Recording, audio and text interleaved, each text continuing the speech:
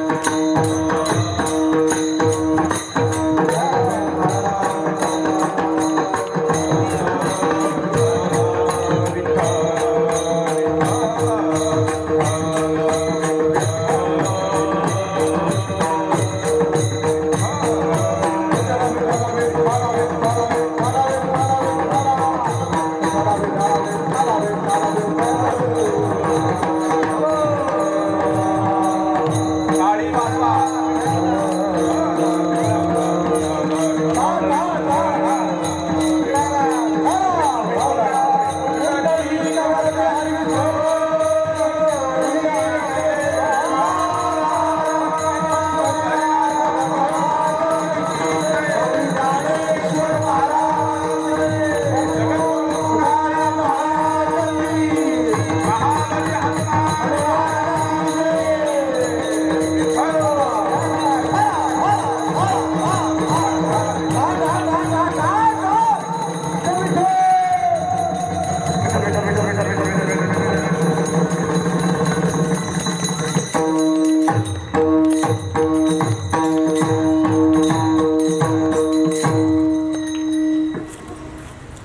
सदा नामघोष करू हरी कथा, तेने चित्ता समाधान.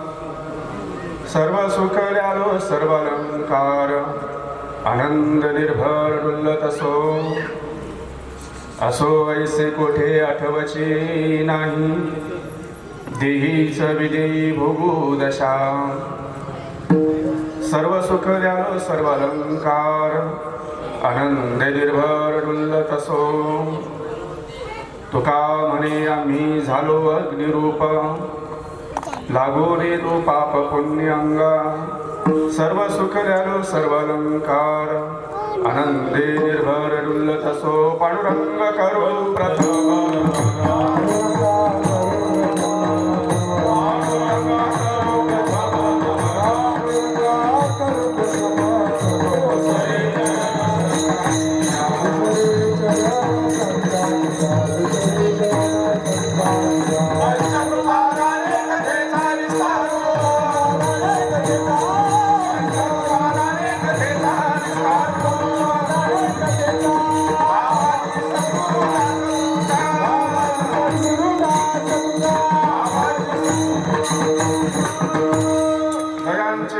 स्मरण होय सकल विद्येचे अधिकरण. तेची बंधू श्री चरण श्री गुरूंचे ते नमस्कारो मी आता. नमो सद्गुरु तुकया ज्ञानदीपा, नमो सद्गुरु सच्चिदानंद रूपा, नमो सद्गुरु भक्त कल्याण मूर्ती, नमो सद्गुरु भास्करा पूर्ण कीर्ती. मनोजवं मारुततुल्य वेगं, जितेन्द्रियं बुद्धिमतां वरिष्ठं, वार्तात्मजं वानरतीर्थमुख्यं, श्रीरामदूतं शरणं प्रपद्ये. सेवे लागी सेवक झालो, सेवे लागी सेवक झालो, सेवे लागी सेवक झालो.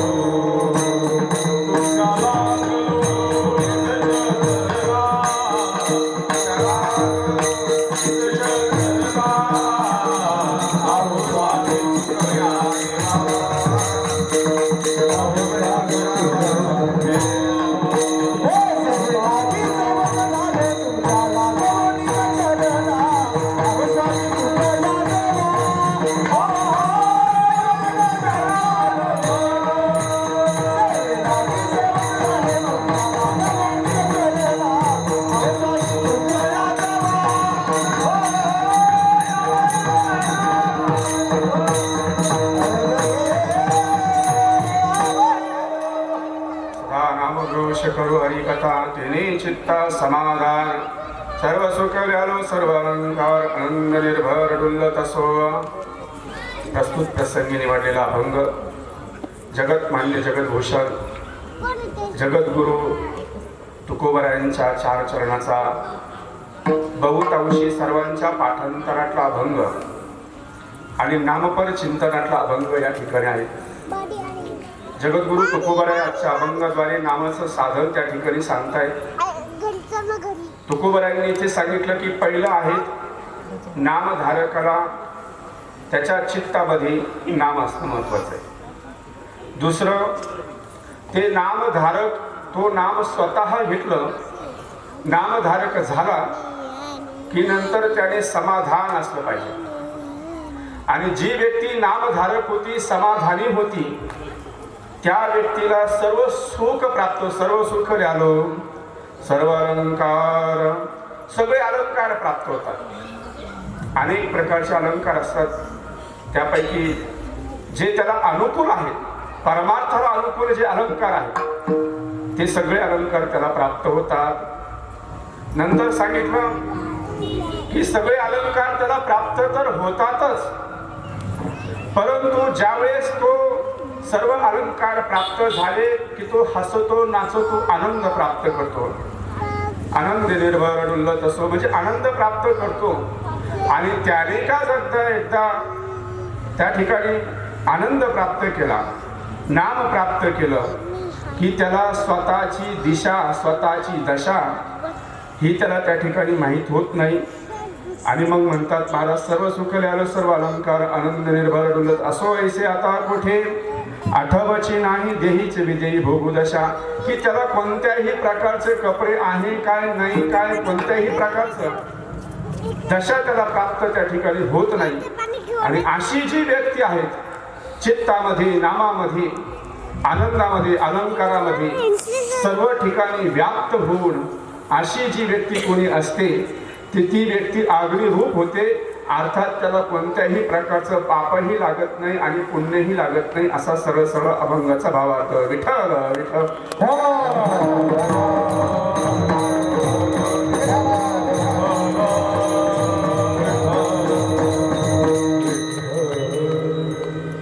आज आपले या पुण्य पावन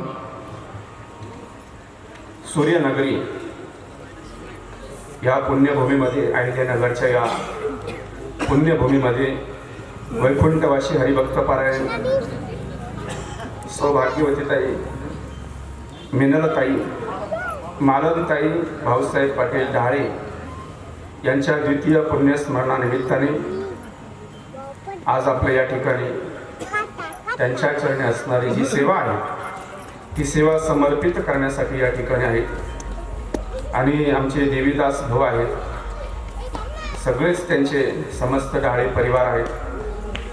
आणि 3 दिवसीय अखंड हरिनाम सप्ताह 8व्या अध्यायाचं पारायण करतात. 8व्या अध्यायाचं पारायण आहे. आणि व्यासपीठ चालक आदरणीय हरिभक्त पारायण राम महाराज घुले, रवींद्र महाराज आहेत, भगवान महाराज खामकर आहेत, कीर्तन सात संगत भक्ती वेदांत गुरुकुल पिंपळवाडी माळी, पिंपळगाव माळी ते आहेत. कृष्ण महाराज रायकर आहे का मृदुंगाचार्य हरिभक्त पारायण आप्पा महाराज काळी ते या ठिकाणी उपस्थित आहेत. त्यांना या ठिकाणी धन्यवाद आहेत.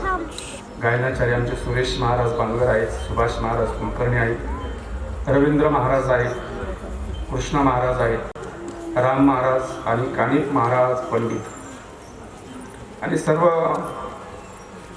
ढाळे परिवारावर प्रेम करणारे, आजींवरती प्रेम करणारे आणि आप्तेष्ट मित्र सगळे सुरेरी अनेक प्रकाराचं त्या ठिकाणी ऐकणार आहोत.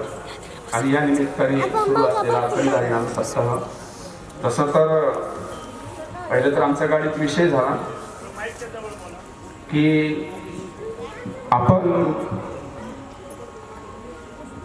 आई वडिलांच्या स्मरणात, सत्य तर सगळेच करतात, मोठमोठे सत्य होतात, आपल्या सर्वांना माहिती आहे. परंतु आई वडिलांच्या नावाने सप्ताह घालणं किंवा कथा प्रसंग करणं, भजन पूजन आदी परमार्थिक काम करणं, याचा अर्थ असा आहे की पूर्वजन्मीचं पुण्य उदयास आलं. विठ्ठल विठ्ठल विठ्ठल.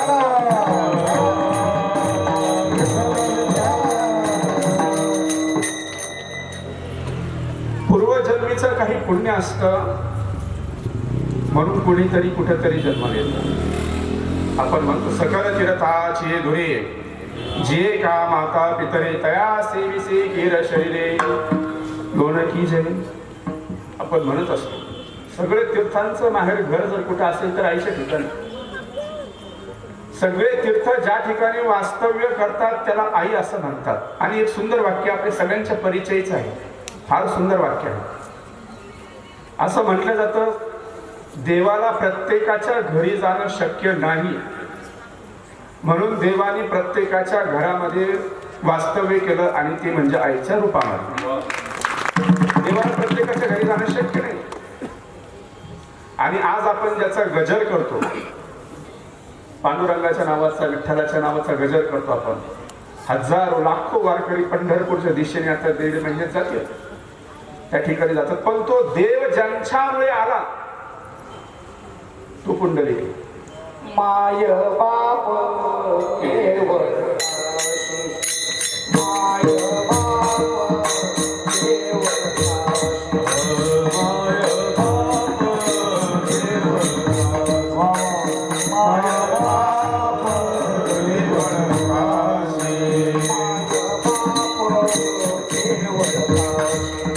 माय बाप केवळ माय बाप केवळ माय बाप